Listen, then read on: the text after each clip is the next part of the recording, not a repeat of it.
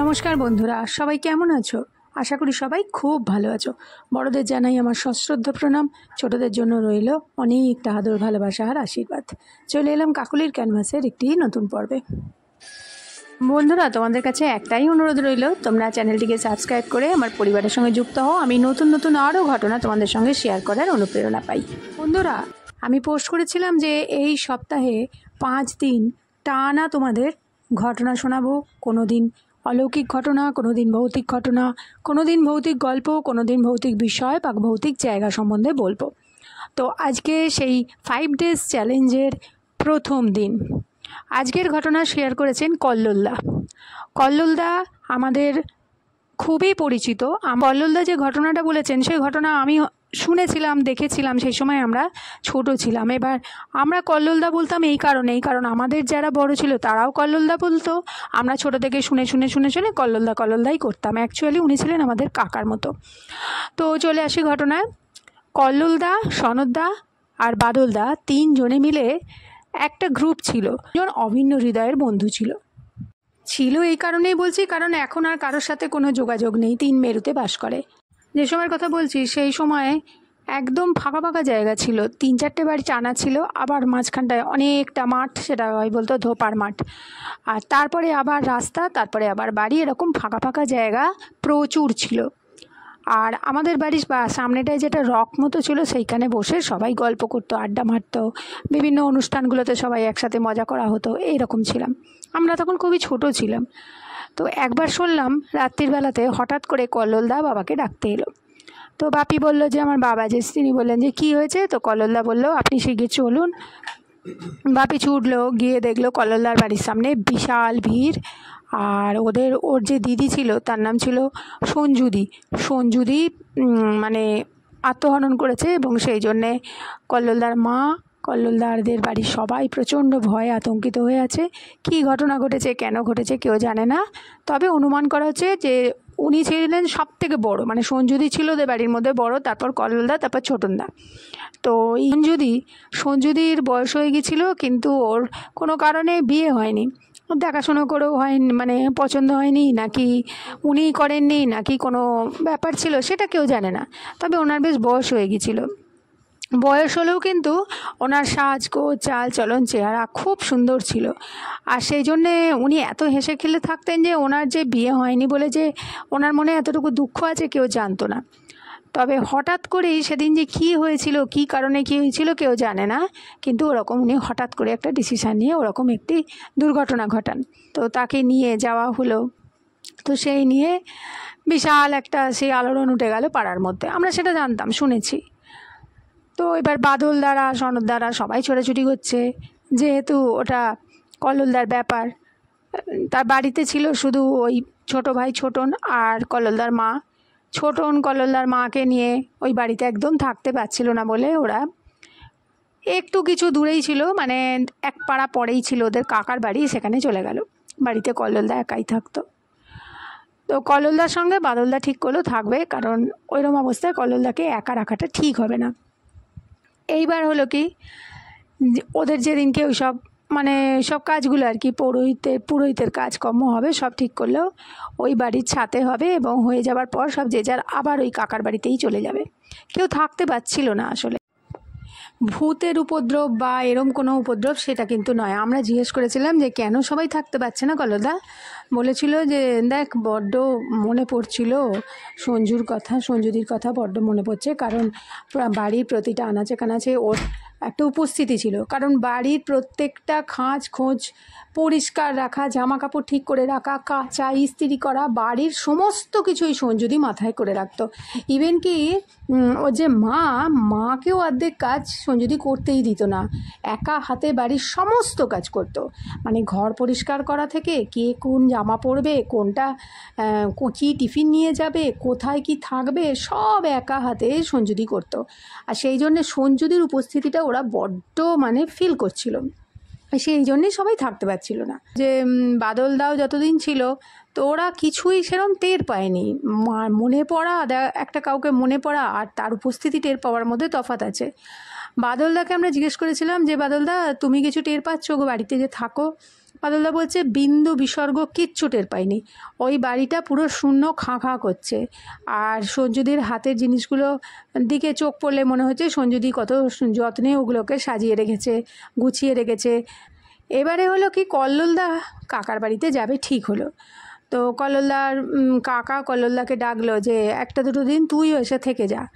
এইবার কল্লোলদা বাড়ি ছেড়ে যেতে পারছে না, কারণ ওদের ঠাকুরমশাই বলেছে একটা বছর অন্তত ওই বাড়িতে রাত্রিরে দীপ ধূপ দিতে। বাদলদা বলছে যে কল্লোলদাকে, যে বাদলদা নাকি বলেছে যে তুই যা ঘুরে আয় দুদিন, আমি বাড়িতে থাকবো, কোনো অসুবিধা নেই। আর এই প্রসঙ্গে বলে রাখি, মানে অসম্ভব সাহসী ছিল বাদলদা। ওর সাহসের মানে চতুর্দিকে একটা খ্যাতি ছড়িয়ে পড়েছিল, যে রাত বিরেতে যখনই কোনো দরকার পড়তো ওই বাদলদাকে সবাই ডাকতো।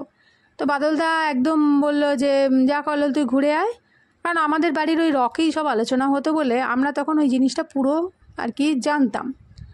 তো সেই দিন ছিল শুক্রবার, কল্লোলদা কাকার বাড়ি চলে গেল সন্ধেবেলায়। বাদলদা বাড়ি এলো, বাড়ি থেকে খেয়ে দে বাড়ি থেকে নিয়ে টর্চ ফর্চ নিয়ে কল্লোলদার বাড়িতে গেছিল।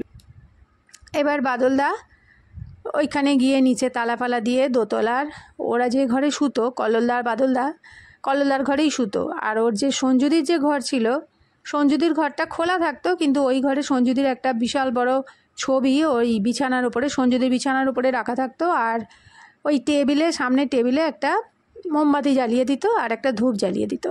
আর সারা রাত্রির একটা ডিম আলো জ্বলতো মোমবাতিটা নিভে গেলে। বাদলদাও তাই করলো, গিয়েই আগে বাড়িতে গঙ্গাজল টঙ্গাজল ছিটিয়ে দিল, দিয়ে তারপরে ওই ধূপ দিয়ে বাতি দিয়ে বাদলদা কল্লোলদার ঘরে এসে বিছানা করে শুয়ে পড়লো। আর সেই সময় কিন্তু ওই কল্লোলদার ঘরে কোনো মশারি টাঙাতো না, এমনিই ওরা বিছানাতে শুয়ে পড়তো। পাশে একটা টেবিল ছিল, ছোট টেবিল, তাতে কল্লোলদার বই খাতা আরও যা যা দরকারি জিনিস পেন রাখতো। তো বাদলদা শুয়ে পড়েছে। রাত্রির কত হয়েছে বাদলদার মনে নেই, প্রচণ্ড পরিমাণ কুকুর ডাকছে। বাদলদা বলছে ওই অঞ্চলটায় কুকুরের ডাকটা ছিল কমন ব্যাপার। বাদলদার ঘুম ভেঙে গেছে, বাদলদা উঠে জল টল খেয়ে শুতে যাবে, হঠাৎ করে বাদলদার চোখ পড়ে গেছে দরজা দিয়ে ঠিক অপোজিটে সঞ্জুদির ঘরের দিকে। তো দেখছে ওই ডিম আলোটা জ্বলছে আর টেবিলের ওপর মোমবাতিটা কখনই নিভে গেছে। মোমবাতিটা কিন্তু ফুল মানে পুরোটা পড়েনি, সেদিনকে মোমবাতি হাফ পুড়ে নিভে গেছে। তো রাত্রির বেলায় উঠে আর মোমবাতি জ্বালাবার কোনো প্রয়োজন নেই বলে বাদলদা একবার উঠে একবার সঞ্জুদির ঘরটা টহল দিয়ে চলে এলো, এসে শুয়েছে। ঘুম আসেনি, চোখটা বন্ধ করে আছে। আর চোখ বন্ধ করলেই মানুষের ঘুম না আসলে লাখো চিন্তা মাথার মধ্যে ঘোরে। যথারীতি ওখানে শুয়ে শুয়ে সঞ্জুদির কথা ভাবছে।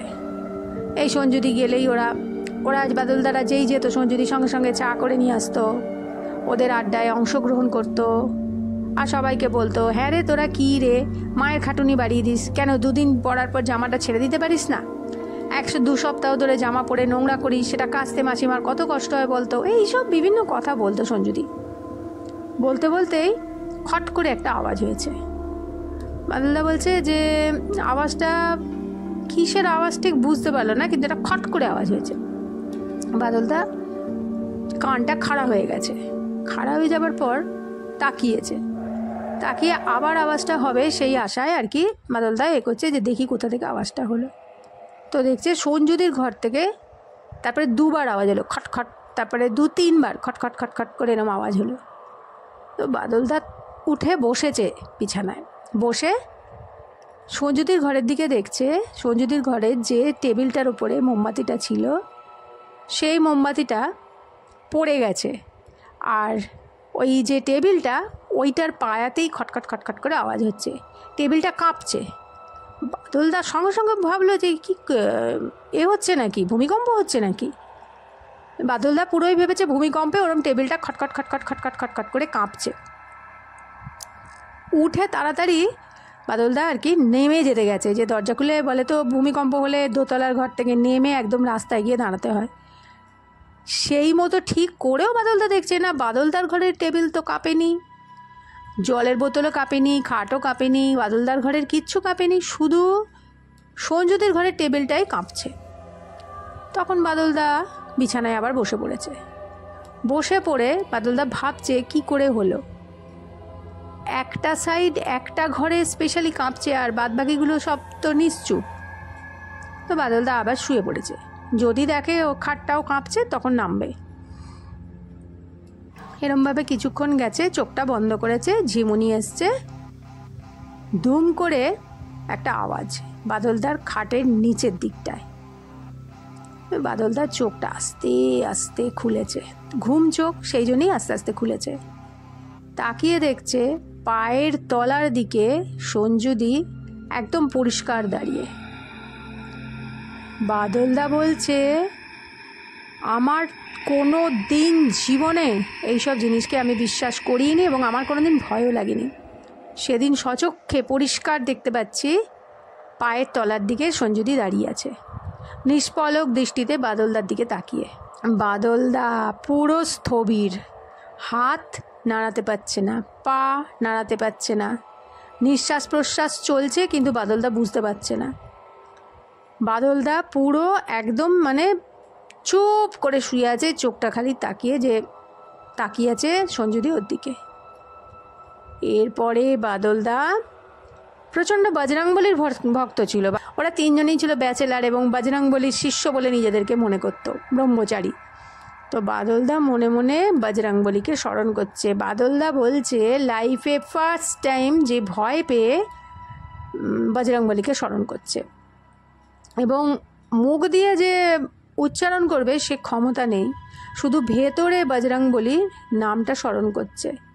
কিছুক্ষণ পর দেখলো ওই সঞ্জুদি ছায়ার মতো ভাসতে ভাসতে ঘর দিয়ে দরজা দিয়ে বেরিয়ে গেল। বেরিয়ে গিয়ে নিজের ঘরে কিন্তু ঢোকেনি, ওই দিকে না গিয়ে সোজা সিঁড়ি দিয়ে, ডান দিকে সিঁড়ি দিয়ে সিঁড়ির দিকে চলে গেল। তো বাদলদা যেই সঞ্জুদি চলে গেল, বাদলদার কিন্তু পুরনো বল আবার ফিরে এলো, তার সেন্সও ফিরে এলো, তার যে শরীরের যে হাত পা নাড়াতে পারছিল না সেটাও নাড়াতে পারছে, দেখলো ইজি হয়ে গেছে। তাড়াতাড়ি উঠে বসে ঘরের বেড সুইচটা অন করেছে, ঘরের আলো জ্বলে গেছে, চতুর্দিক আলো জ্বলছে, তো কোথাও কিছু নেই। এবারে বলি যে সেই সময় টাটার তেল মানে সবাই খুব ব্যবহার করতো মাথায়, টাটার তেলটা ভীষণ ইউজ হতো। আর ওই সঞ্জুদির ছিল একদম সেই কোমর ছাড়িয়ে চুল, আর ওই টাটার তেল মাখতো, গন্ধটা টাটার তেলের একটা মিষ্টি ফুলের গন্ধ ছাড়তো। তো বাদলদা উঠে যখন আলো জ্বালিয়েছে চতুর্দিকে, দেখছে জল খাচ্ছে, দেখছে সারা ঘরে মোমো করছে টাটার তেলের গন্ধ। মানে এই মুহূর্তে যেন মনে হচ্ছে ঘর থেকে সঞ্জুদি বেরিয়ে গেল। বাদলদা বলছে বিছানা থেকে এক পাও আর নাড়াতে পারছে না, অথচ বেশ কিছুক্ষণ আগে, আধ ঘন্টা আগে উঠে কিন্তু একবার পাক খেয়ে এসছে সঞ্জুদির ঘর থেকে। বলছে সঞ্জুদির ঘর যাওয়া তো দূরের কথা, এই ঘর থেকে মানে কল্লোলদার ঘরে একটা পাও এগুতে পারছে না বাদলদা। এতটা ভয় জীবনে কোনো দিন পায়নি। তারপর বেশ কিছুক্ষণ সময় গেছে, বাদলদা আলো জ্বালিয়েই বসে আছে। সে রাত্রির বাদলদার আর ঘুম হয়নি, কিন্তু সেই রাত্রিরে সারা রাত সঞ্জুদির ঘরে বিভিন্ন রকমের আওয়াজ শুনতে পেয়েছে। মনে হচ্ছে এই কেউ চেয়ারটায় বসলো, এই মনে হচ্ছে বিছানার ওপর কেউ যেন কিছু সরিয়ে রাখছে, ঘরের মধ্যে মানে পুরো ঝনঝন করে বাসন পড়ে গেল, এই যেন মনে হচ্ছে কেউ ফ্রিজ খুলছে। সারা বাড়িতে মনে হচ্ছে একদম ভালো মতো সঞ্জুদির উপস্থিতি।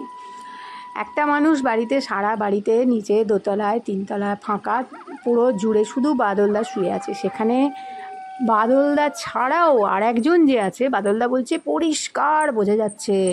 ফ্রিজ রাত্রিরে খুললো, বন্ধ হলো, আবার বলছে বাথরুম থেকে বালতি সরানোর আওয়াজ, আবার রান্নাঘরে বাসন সরানোর আওয়াজ, মানে বিভিন্ন রকমের আওয়াজ। ঘরে তো নিজের চোখে দেখেছে ওরকম টেবিলটা খটখট খটখট করে আওয়াজ হচ্ছে। বলছে সে রাত্রির বাদলদার কেটেছে এত আতঙ্কে যে চিন্তা করা যায় না, এবং বাদলদার সচক্ষে দেখেছে সঞ্জুদি ওরকম দাঁড়িয়ে আছে পায়ের কাছে এসে। তো সেই একটা রাত্রিরই বাদলদার যা অভিজ্ঞতা হয়ে গেছে, বাদলদা বলেছে জীবনে কোনো দিন আর অস্বীকার করবে না যে আত্মা নেই বা আত্মা হয় না। তো পরের দিন সকালবেলাতেই ভোর বোধহয় 4টে হয়েছে, সারা রাত জেগে বাদলদা অপেক্ষা করছিল। সবে আলো ফুটেছে, বাদলদা তড়ি ঘড়ি করে নেমে দরজায় তালা দিয়ে একদম বাড়ি ছুটেছে। পরের দিনই খবর দিয়েছে কল্লোলদাকে, কারণ ওদের কাকার বাড়িতে ছিল একটা পাড়া পরেই। খবর দিয়ে এসছে যে বাদলদা আর ওই বাড়িতে শোবে না, কিন্তু কেন শোবে না সেটা কল্লোলদাকে বলেই নি, কারণ কল্লোলদারা নালে ভয় পাবে। বাদলদা বলেছে তার কাজ পড়ে গেছে বলে সে আর পাচ্ছে না। তো যাই হোক, তারপরে 1 বছর নাকি কল্লোলদারাও টের পেয়েছিল সঞ্জুদির উপস্থিতি। তো এই ছিল কল্লোলদার একটা অভিজ্ঞতা। আজকে ফার্স্ট দিন তোমাদের কল্লোলদার অভিজ্ঞতা শেয়ার করলাম। কল্লোলদা আমাদের ঘটনাটা অনেক দিন আগে পাঠিয়েছিল। তো কল্লোলদা বলেছিল যে তোমাদের স্পেশাল কোনো এপিসোড হলে আমার এই ঘটনা সবার সাথে শেয়ার করো। তো কল্লোলদা, তুমি নিশ্চয়ই শুনছো, তোমার এই ঘটনা সবার সাথে শেয়ার করে দিলাম। আজকের মতো এই পর্যন্ত। কালকে আবার হাজির হয়ে যাচ্ছি নতুন কোনো ঘটনা বা গল্প বা জায়গার সাথে বা অলৌকিক ঘটনার সাথে। ততক্ষণের জন্য সবাই ভালো থাকো, সুস্থ থাকো, আনন্দে থাকো, কাকলির ক্যানভাসের সাথে থাকো। 5 days চ্যালেঞ্জ, আশা করি তোমরা সবাই অংশগ্রহণ করবে এবং তোমাদের নিজস্ব মতামত জানাবে, আর অবশ্যই এটা শেয়ার করে দেবে। আর যারা এখনও সাবস্ক্রাইব করনি তারা চ্যানেলটাকে সাবস্ক্রাইব করে আমাকে আরও উৎসাহ দেবে নতুন নতুন ঘটনা তোমাদের শোনাবার জন্য। নমস্কার, ধন্যবাদ। আমার সমস্ত ভিউয়ার্সদের জানাই অন্তর থেকে অজস্র ধন্যবাদ। এবারে বলবো তাদের কথা যারা আমাকে আগের পর্বে কমেন্ট করেছো। তারা হলেন মায়া সরকার, গীতা গোস্বাম। তোমাদের অন্তর থেকে অজস্র অজস্র ধন্যবাদ এবং ভালোবাসা জানাই। তোমাদের কমেন্টের জন্যই কিন্তু আমি পরবর্তী ভিডিওর প্রিপারেশন নিই, এটাই আমার অনুপ্রেরণা।